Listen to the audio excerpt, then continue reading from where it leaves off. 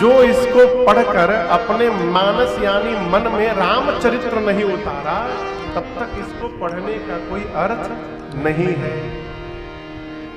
बाबा ने मानस में 7 कांड की रचना की। बाल कांड, दूसरा बोलिए अयोध्या कांड, तीसरे कांड का नाम है अरण्य कांड, चौथा कांड है किष्किंधा कांड, फिर सुंदर कांड, लंका कांड और सबसे अंत में गोस्वामी जी ने उत्तर कांड की रचना की। 7 कांड लिखे बाबा ने, इसलिए बाल कांड के प्रारंभ में गोस्वामी जी ने 7 श्लोक लिखे। श्लोक पर हम आगे चर्चा करेंगे, पहले मानस की भूमिका का दर्शन करिए और महिमा का।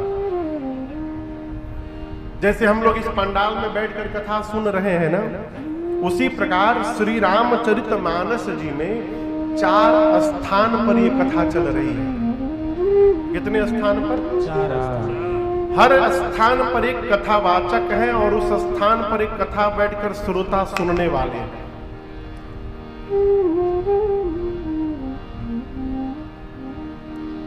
देखिए, पहला दिन हम ढेर बोलेंगे नहीं, कुछ केवल इशारा कर दे रहे हैं। आगे से ना बहुत कम आना जाना करिए।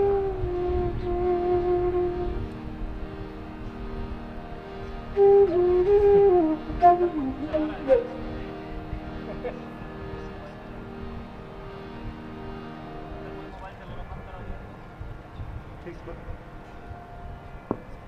No compromise. आज से और आज के बाद हम आपको एक बात बतावें, हमको लग रहा हम पहाड़ के ऊपर बैठ गए हैं। इतना ऊपर हम आज तक नहीं बैठे कभी।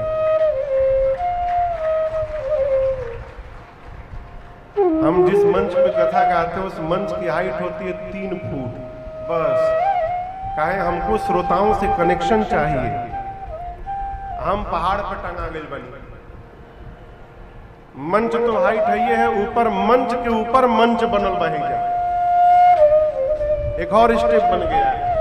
कोई बात नहीं, ठाकुर जी की इच्छा, इसमें कुछ कर नहीं सकते। लेकिन आगे से बबुआ,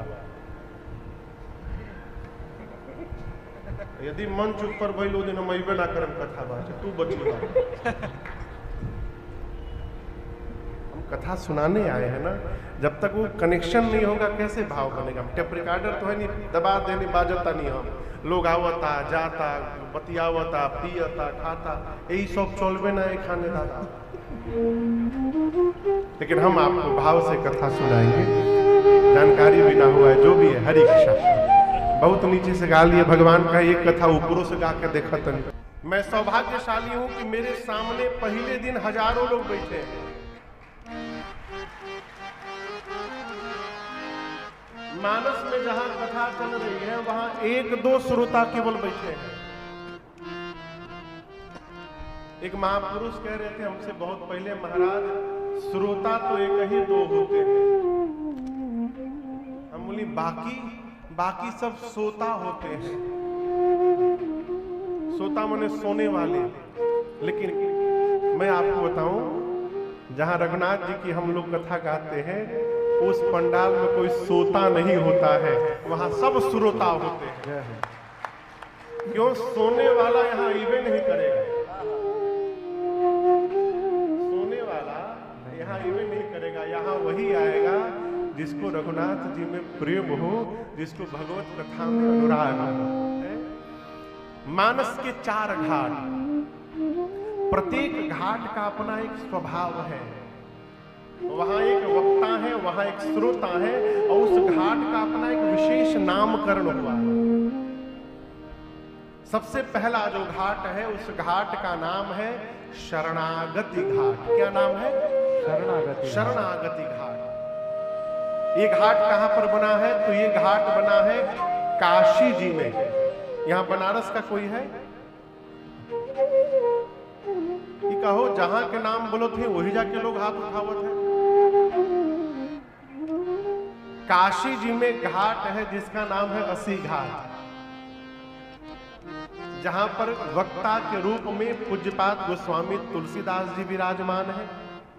और श्रोता के रूप में कहिए तो गंगा जी बह रही हैं, अथवा संत समाज सुन रहे हैं, और कोई यदि नहीं सुन रहा है तो गोस्वामी जी घोषणा करते हैं, स्वान्तः सुखाय तुलसी रघुनाथ गाथा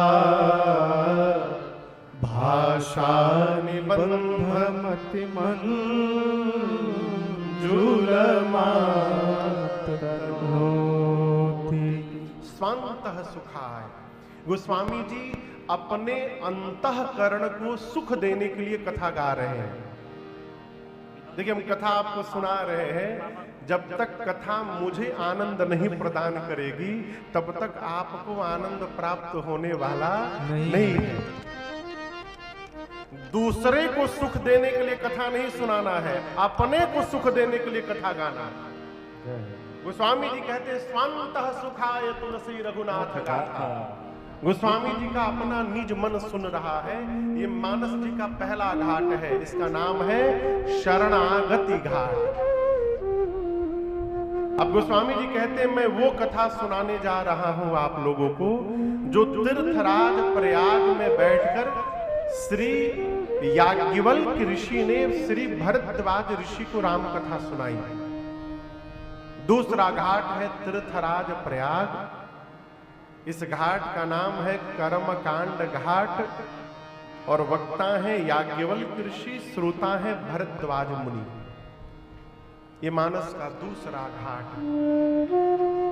याज्ञवल्क्य ऋषि कहते हैं भरद्वाज जी से, मुनिवर मैं आपको वो कथा सुनाने जा रहा हूं जो कैलाश में बैठकर भगवान शंकर ने मां पार्वती जी को सुनाई थी। तीसरा घाट कैलाश पर्वत। कथावाचक है भगवान शंकर और श्रोता है पार्वती मैया। इस घाट का नाम है ज्ञान घाट।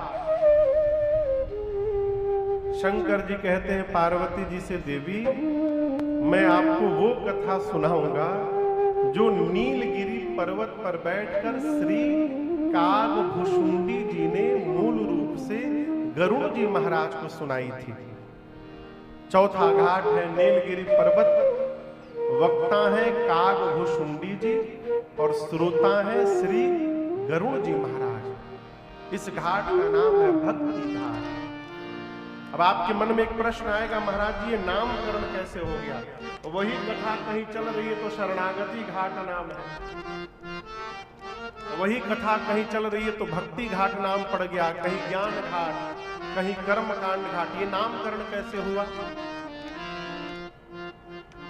अच्छा आप लोग बताइए, आप लोग पहले कभी राम कथा सुने हैं?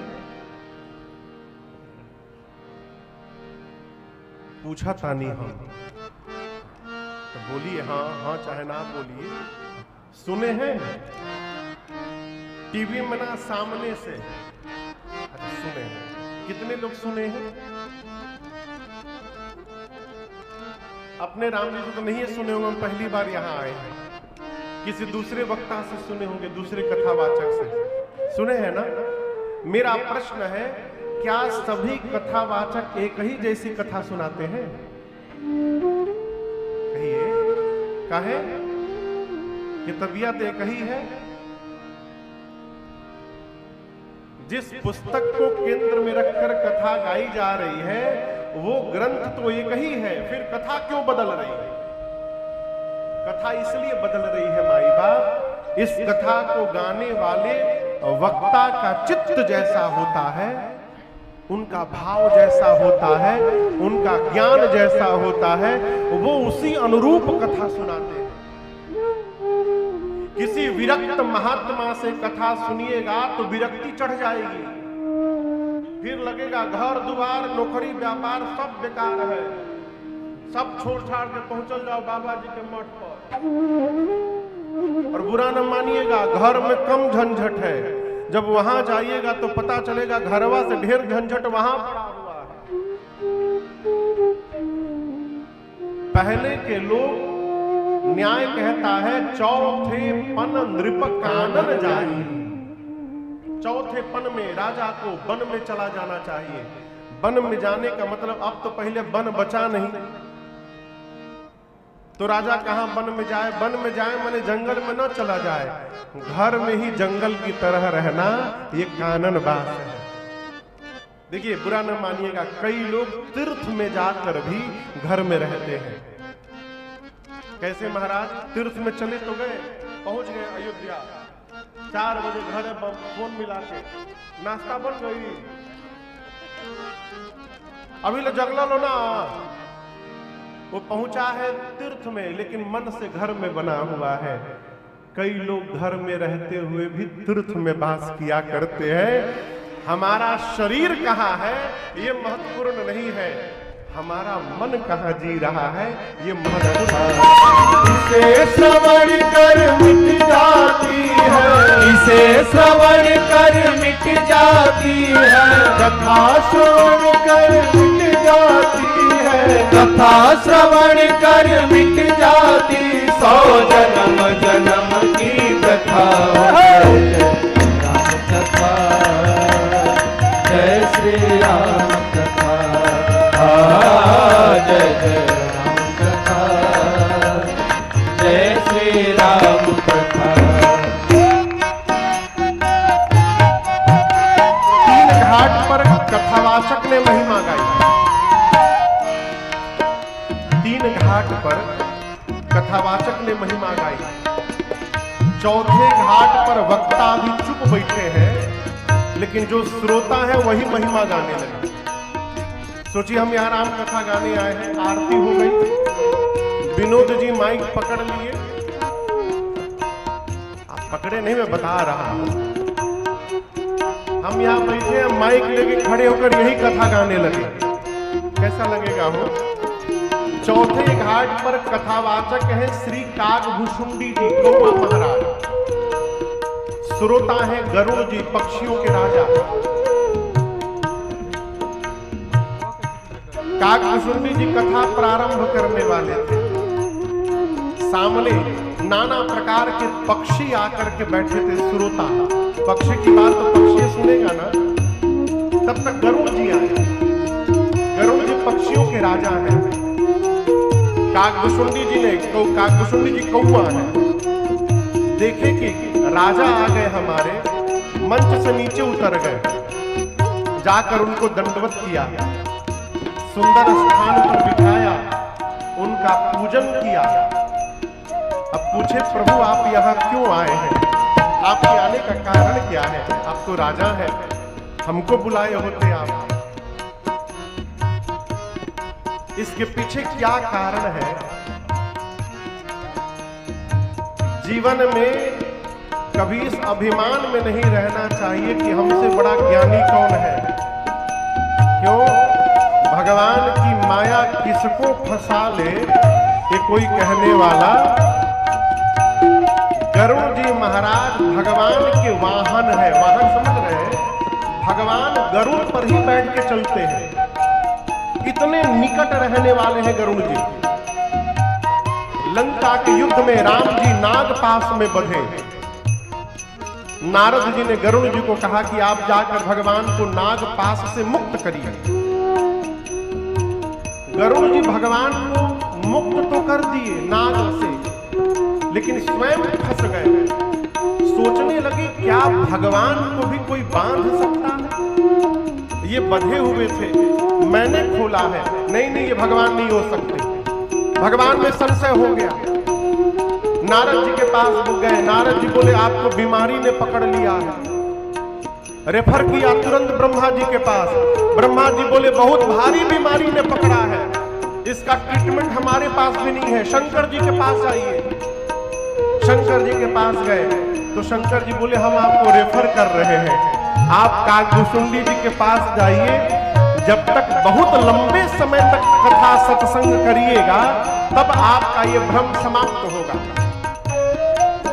गरुड़ जी महाराज दौड़कर काकभुशुंडी जी के पास गए। अब समझिए ये जो पांडाल है ना, ये पांडाल काकभुशुंडी जी का आश्रम है, जहां वो कथा गाते थे डेली। शंकर जी ने कहा था लंबे समय तक कथा सुनिएगा सत्संग, तब आपका भ्रम समाप्त होगा। कथा होते होते उस आश्रम की ऐसी महिमा हो गई, गरुड़ जी ने आश्रम को केवल देखा और देखने मात्र से उनका सारा भ्रम समाप्त हो गया। आप सोचिए, जिस घर में कथा हो रही है, कथा होते होते उस घर की ऐसी महिमा हो गई कि देखने मात्र से भ्रम समाप्त हो गया। काकभूषुंडी जी गरुड़ जी से पूछे, आप क्यों आए हैं? गरुड़ जी हाथ जोड़कर बोले, सुनहु तात जेहि कारण आयो, सो सब भयो तरस तब पायो। सुनो, कुछ पूछता नहीं हूं कि और बाबूजी कैसे हैं, तबीयत ठीक है कि नहीं, कहीं फिर शुरू हो गए तो। जीव के बारे में जब सुनिएगा व्यथा बढ़ने लगेगी। जब भगवान के चरित्र को श्रवण करिएगा तो जीवन की सारी व्यथा समाप्त हो जाएगी। यही कथा। भारत के बहुत बड़े वक्ता हैं पूज्य श्री रमेश भाई ओझा जी। पूज्य भाई श्री कहते हैं, कथा को जब आप पलट दीजिएगा, उल्टा करिएगा तो क्या होगा? पलटिए, थाक, कथा थाक, थाक यानी थकान। जब आप कथा की शरण में रहिएगा तो कथा आपके जीवन के थकान को समाप्त कर देगी। ये कथा की महिमा है। हम लोग तो घूमते रहते हैं, लोग मिलते हैं, कहते हैं महाराज भगवत कथा ने इस जीवन को बचा लिया, हम तो डिप्रेशन में चले गए थे। चारों वक्ताओं ने अपने अपने श्रोता को महिमा सुनाई। और देखिए, जीवन में जब तक लाभ दिखाई न पड़े, जीव कोई व्यवहार करने वाला नहीं है। इसलिए मर्यादा कहती है, किसी भी तीर्थ में जाइए तो जाने के बाद सबसे पहला काम करिए, उस तीर्थ के महात्म को जानिए, उस स्थान की महिमा को जानिए। क्यों? महिमा जान लेने के बाद अपने आप श्रद्धा जागृत हो जाती है, फिर जगाना नहीं पड़ता। तो सभी वक्ताओं ने अपने श्रोता को कथा सुनाने के पहले महिमा सुनाई। और दर्शन करिए, जीवन में जिसको जैसा अनुभव हुआ वो उसी प्रकार की महिमा सुना रहा। एक जैसी महिमा नहीं सुनाए। गोस्वामी तुलसीदास जी कहते हैं, कथा की महिमा क्या है? राम कथा कली काल गाई, सुजना सजीवनी मोरी सुहाई। गोस्वामी जी कहते हैं, कलिकाल में राम जी की कथा कामधेनु है।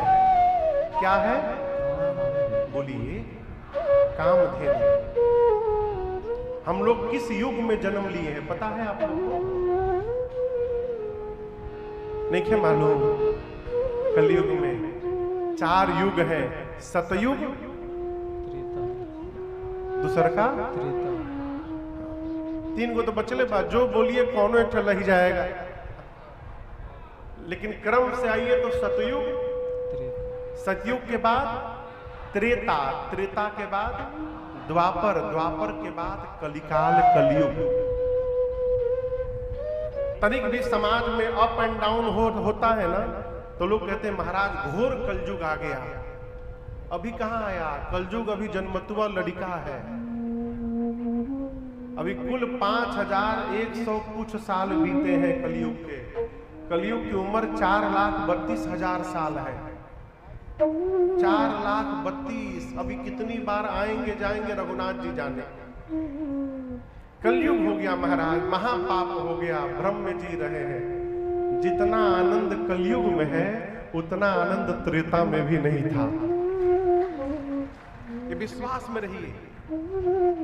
ये स्वभाव बहुत गलत है कि दूसरे का घर बहुत बढ़िया, हमार घर कचड़ा। अरे दूसरे का घर करोड़ों का हो जाए, उससे आपको क्या लाभ मिलेगा? हो आपको तो छाया आपकी झोपड़ी ने दिया है, इसलिए आपकी झोपड़ी आपके लिए बैकुंठ के समान होनी चाहिए। हमारे गुरुदेव भगवान कहते बाबू दूसरे के लड़का कन्हैया क्यों न हो जाए, दूसरे के लड़का कन्हैया ही काहे न हो, हमरे कौने काम के, हमरे खातिर तो हमार बकलुलवे कन्हैया जैसा है, वही हमको पार उतारेगा। अपने को अच्छा देखने का स्वभाव बनाइए।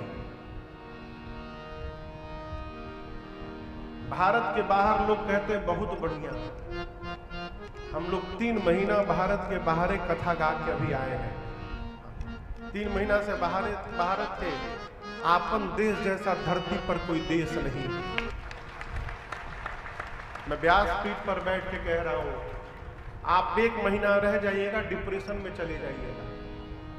वो तो हम लोग कथा गाते रहते हैं, आनंद में रहते हैं, और फिर स्थान बदलते रहते हैं। हावी नहीं होने दिए। आपको सुनकर आश्चर्य होगा, लोग कुत्तों के साथ जी रहे हैं, कुत्तों के साथ, सबके हाथ में वो कुकुर के डोरी।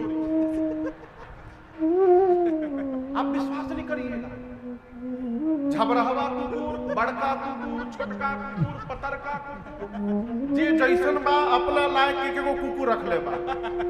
मैं सत्य बोल रहा हूं, घर में साथ में कोई नहीं है, कुत्ता साथ में जी रहा है। कुत्ते के साथ जीना रहता तो भगवान मनुष्य क्यों बनाते हो, सोचिएगा। और दुर्भाग्य कहिए, वो प्रथा भारत में भी आ रही है। बुरा ना मानिएगा, एक बात बोलूं, I am so sorry, Yahoo जा कई लोग पल्ले हो, हम क्यों को जानत नहीं कि हम कान पकड़ के माफी मांग रहे हैं, हम किसी को जान नहीं रहे हैं। लेकिन आपसे कहूं, कुत्ते पर दया करनी चाहिए, कुत्ते को रोटी देनी चाहिए, लेकिन घर के भीतर नहीं, घर के बाहर देनी चाहिए। क्या विडंबना है, जिस कुत्ते को घर के बाहर रोटी देना चाहिए था, गाय को घर के भीतर रोटी देना चाहिए। अब वो गाय घर के बाहर चली गई है और बाहर का कुत्ता घर के भीतर आ गया है। ये विडंबना है। और बुरा ना मानिएगा, गौ मैया का जितना अधिक दुर्गति इस छत्तीसगढ़ में और मध्य प्रदेश में है, उतनी दुर्गति भारत के किसी प्रदेश में नहीं है। I am so sorry. गौ मैया का जितना, जिनके साथ दुर्व्यवहार इस छत्तीसगढ़ में राम जी के ननिहाल में हो रही है। जब तक माई दूध दी, मई दूध दे दी ना बंद की, सड़क पर जाएगी, यही श्रद्धा है। तो विषयांतर नहीं होना है। हम लोग देखे माई बाप, लोग कुत्ते के साथ जी रहे हैं, उसी को नहला रहे, उसी को खिला रहे, घुमा रहे। आप सोचिए, साइकिल में कुकुर के लिए अलग से गाड़ी लगाया गया है, उसमें कुकुर को बंद करके लोग साइकिल से उसको टहलाते हैं। अपनी माई बाप से केवल साल में 1 दिन मिलते हैं, मदर्स डे को, फादर्स डे को, कुत्ते से रोज मिलना है। क्यों जानते हैं? कुत्ता कुछ बोलता नहीं है, कुत्ता कुछ डिमांड नहीं करता। आप जैसे बोलिए बैठो, बैठ जाएगा। हमको गुलाम संबंध चाहिए, हम जैसे नचाए वैसा नाचिए। इससे अच्छा मनुष्य की जगह कुत्ते बन गए होते। बुरा न मानिएगा, महापुरुष कहते हैं, जिस घर के भीतर कुत्ता रहता है, उस घर का कोई भी पूजा देवता और पितृ स्वीकार नहीं करते। बुरा न मानिएगा, मैं माफी चाहता हूं। कुत्ता वफादार जीव है, उसकी सेवा करिए, घर के बाहर रखकर करिए, घर के भीतर न टहलाइए।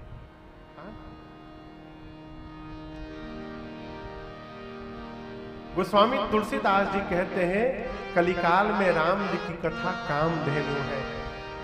राम कथा कलिकामद गाए, सुजन सजीवनी मोरे सुहाए। कलयुग जैसा दूसरा कोई युग नहीं है। पहला कारण, हमको यही युग मिला है। हमने न त्रेता देखा है, न सतयुग देखा, न द्वापर देखा, केवल सुना है। तो जिसको सुन रहे हैं वो बहुत बढ़िया, और जो देखने को मिला बहुत खराब। इस व्यवहार से बाहर निकलिए। कलयुग जैसा दूसरा कोई युग नहीं है। इसको मैं प्रमाण से कह रहा हूं, प्रमाण पूर्वक कह रहा हूं। जितना सरल भगवत प्राप्ति कलिकाल में है, उतना सरल किसी युग में नहीं है, किसी युग में नहीं है। आप यज्ञ करिए, 100 जगह जहां यज्ञ चल रहा है उसमें से न जाने कितने जगह पर यज्ञ कैसे हो रहा भगवान जान रहे। हमने अपनी आंख से देखा है, लोग फुल पैंट पहन के स्वाहा स्वाहा कर रहे हैं, पहने बेल बॉटम, स्वाहा चल रहा है। लेकिन आपको कहूं, सारे व्यवहार का नियम है, लेकिन भगवत नाम लेने का कोई नियम नहीं है। वो Swami ji open for all कर दिए। भाव अलख आलस भाव से भगवान का नाम लीजिए। हरे रामा हरे राम राम राम हरे हरे कृष्ण कृष्ण कृष्ण हरे हरे हरे राम राम राम हरे हरे हरे कृष्ण कृष्ण कृष्ण हरे हरे हरे राम राम राम हरे हरे हरे कृष्ण कृष्ण कृष्ण हरे हरे हरे राम राम राम हरे हरे हरे कृष्ण कृष्ण कृष्ण हरे हरे। ये क्या भाव से, कुभाव से। हाँ, अब पहुंच गए कीर्तन में, 1 घंटा बैठना है। अब क्या, हाँ हरे राम राम राम हरे हरे राम राम हरे हरे कृष्ण हरे हरे। भाव से, कुभाव से, क्रोध से, बहुत राम राम बोले वाला भाई बड़ा, क्रोध से अथवा आलस से, आलस से। गोस्वामी जी कह रहे हैं, भाव से गाइए, कुभाव से गाइए, आलस से गाइए, क्रोध से गाइए, प्रेम से गाइए। जैसे भी गाइएगा, धरती के किसी भी कोने में आप रहिए, आपका मंगल ही मंगल होने वाला है। ये कलिकाल की महिमा है। अब बताइए, इतनी छूट कहां मिलेगी? इसीलिए मेरी कथा कामधेनु है। एक बात बोले,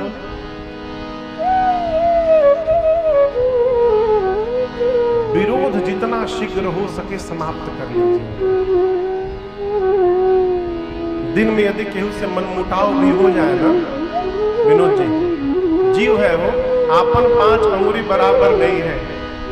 घर में, परिवार में, अपनों में, समाज में यदि दिन में किसी से बहस हो जाए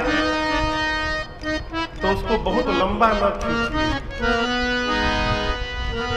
देखिए, महापुरुष कहते हैं, झुकता वही है जिसमें जान होती है, अकड़ तो सिर्फ मुर्दे की पहचान होती है। मुर्दा अकड़ा रहता है। यदि दिन में किसी से अनबन हो जाए तो प्रयास करिए रात को सोने से पहले अनबन समाप्त कर लें। अपनी ओर से पहल करिए। ठीक है भैया, चलो जन भाई तन भाई, अब आनंद में रहा जाए। क्यों? भगवान न करे रात में यदि दोनों में से कोई एक चला गया ना, उसके बाद जो पीड़ा होगी वो पीड़ा जीवन भर चैन से सोने नहीं देगी हमको, आपको। इसलिए मन में मुटाव हो, समाप्त करिए रात। क्यों कह रहा हूं? ये राम जी की कथा जीना सिखाती है। आप में से कई मानस के सुधी पाठक होंगे। गोस्वामी जी श्री रामचरित मानस को प्रारंभ किए वर्ण शब्द से। किस शब्द से? वर्ण। बालकांड का पहला श्लोक है, वर्णानाम अर्थ संघानाम रसानाम छंदसामपि मंगलानाम चक्रधारो वंदे वाणी विनायक।